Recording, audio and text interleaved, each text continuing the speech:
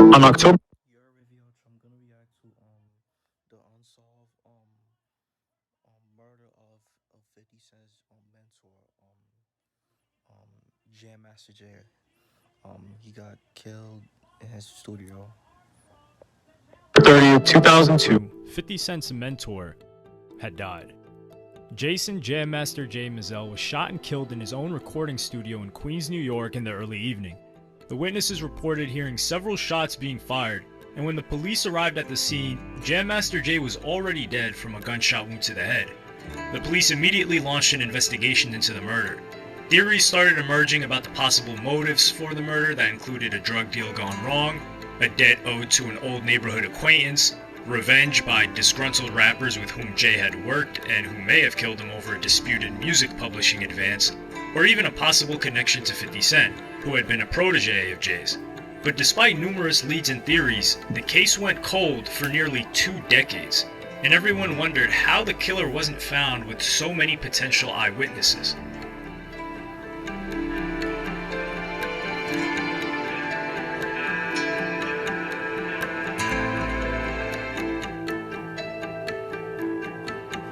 Jay was born in Brooklyn in 1965, and his family moved to Hollis, Queens when he was 10 years old. He learned how to play guitar, bass, and drums as a kid and started DJing in. Oh shit, he got mad talent going on. Know how to play guitar, bass, drums, DJing. Like this music shit, is what he loves. He just want to make beats. Teens. Eventually, he teamed up with Joseph Run Simmons, with whom he often played basketball. It was his passion. and Darryl DMC McDaniels in 1982 to create Run DMC. Many believe that this group gave birth to modern hip hop. Run DMC was one of the first hip hop groups to cross over into mainstream success and played a huge part in the rise of hip hop's popularity worldwide. There really has yet to be another hip hop act like Run DMC. They accomplished so much, broke so many records, and broke down so many barriers, as well as establishing many trends. They became instant stars. Their debut single, It's Like That, was one of the first rap songs where MCs talked about socio-political issues such as unemployment. In 1984, they were the first rap act to appear on MTV with the hit Rock Box, becoming popular with the cable channel's largely white audience with their fusion of hardcore hip-hop and even guitar. Their debut album, Run DMC, in 1984 featured the hit singles It's Like That and Sucker MCs, became the first rap album to get gold status. Okay. And Jay was the key player according to Jim Tremaine, an editor of DJ Times, a trade magazine for DJs. Run DMC came at a time when rap was not fully embraced by even the urban culture. People can't understand how important they were in pop music history. They were absolutely as revolutionary as Elvis when it came to popularizing rap, and it was Jay who provided the beat. Their collaboration with Aerosmith further solidified the rap rock legacy that they founded in 1984, resulting in Walk This Way becoming the first rap song to reach the top 5 of the Billboard Hot 100. But their third album, Raising Hell, released in 1986, took things to another level. The album's lead single, My Adidas, was a tribute to the group's love for the German sneakers. In 1986, Adidas executive Angelo Anastasio attended a concert by the group at Madison Square Garden. During the song, Run asked the crowd to raise their sneakers in the air. Anastasio quickly signed Run DMC to a $1 million endorsement deal, which also included their own signature shoes, after realizing the power of hip-hop marketing. The Adidas. when he Niggas was wearing Adidas back then, bro. I never wore Adidas before in my life, bro. I just never wear Adidas, bro. I don't like Adidas. In my opinion, I never liked Adidas. I ain't saw gonna thousands of People holding up their Adidas sneakers in the air. This led to the first hip-hop endorsement deal ever. With additional hits such as It's Tricky, the album sold over 1 million copies within a few months, making it one of the first rap albums to ever be certified platinum. And by April of the following year, the album was certified 3 times platinum, making the group the first act to go multi-platinum. By the late 80s, Jay was branching out on his own. He produced The Ruler's Back, the popular track that would later be used by Jay-Z for his own song of the same name, and in 1989, Jay launched his own label, JMJ Records. Even though his label's roster would feature an eclectic collection of artists, it would be in 1992 that JMJ Records scored its first major win as a label. Jay signed Onyx, a quartet out of South Jamaica, Queens, with a penchant for aggressive and rough rhymes. In 1992, the label released the single Throw Your Guns, and it became a much requested radio hit on East Coast stations. It eventually rose to number 1 on Billboard's Hot Rap Singles charts and floated around the lower reaches of the Hot 100. Onyx's next single, Slam, became the group's major breakthrough. The song took over the radio in the spring of 1993, going all the way to number 4 on the Billboard Hot 100. The group's debut album, Back Up, was a platinum seller, and JMJ Records was seeing its first major success, alongside a resurgent Run DMC who'd seen their own Billboard Top 10 hit with Down with the King just a few months prior. However, Jam Master Jay's roots and his heart were always tied to Queens. In the late 90s, he found another undiscovered gem in his home borough, a brash battle rapper named Curtis James Jackson III, or as we know him, 50 Cent, was making a name for himself, and Jay was struck by his confrontational style. Although 50 would eventually sign with Eminem on Dre's Aftermath and Shady record label, Jay was the first who became aware of this future superstar. 50 Cent's breakthrough would finally come in 2002. Sadly, Jam Master Jay was killed in October of that year. Over the next 2 decades, Jay's murder achieved a mythic status as one of the rap world's coldest cases. There were plenty of leads, but none of them... Bro, Jam Master Jay didn't even, he didn't even get to, experience 50 Cent's, blow up, bro. Before he even started, bro, he didn't even get to, you know what I'm saying?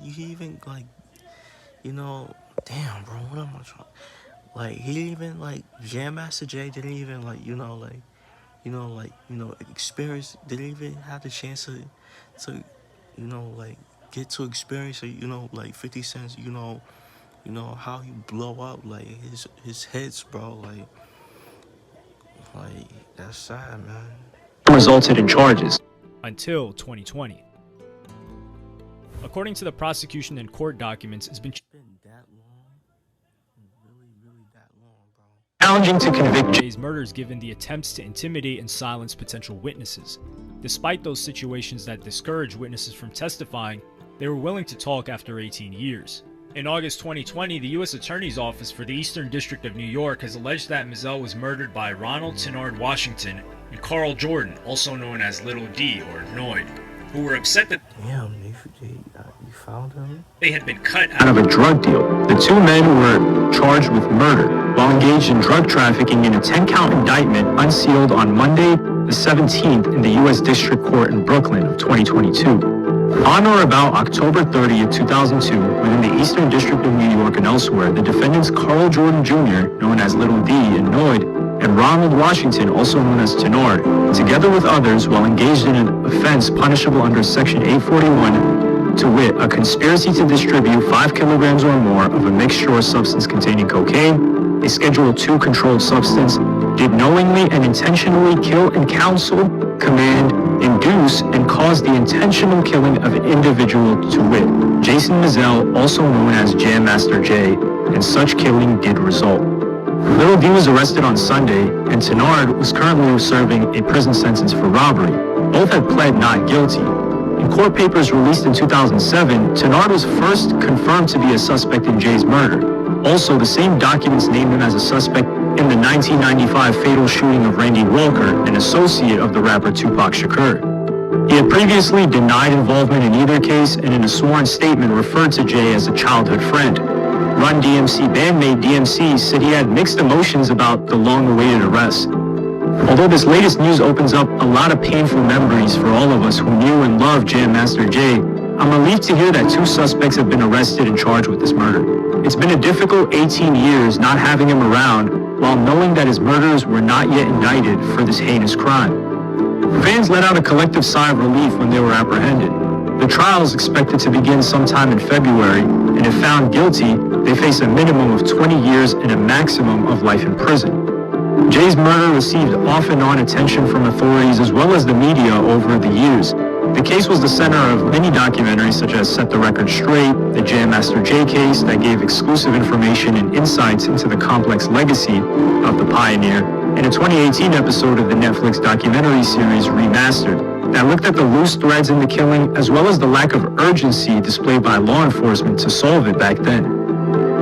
that passed, his legacy has only grown more noticeable though. Just before he got killed, he had founded the Scratch DJ Academy, which was established to provide music education to young people, and it was a testament to Jay's commitment to giving back to his neighborhood, community, and hip-hop as a whole through promoting the art of DJing. Through the Scratch Academy, future generations would have had the opportunity to learn from and be inspired by Jay's talent and passion for music. His legacy as a pioneer of hip-hop and a master of the turntables will continue to influence and inspire musicians for years to come. And hopefully, even 2 decades later, he's finally able to get justice. Yeah,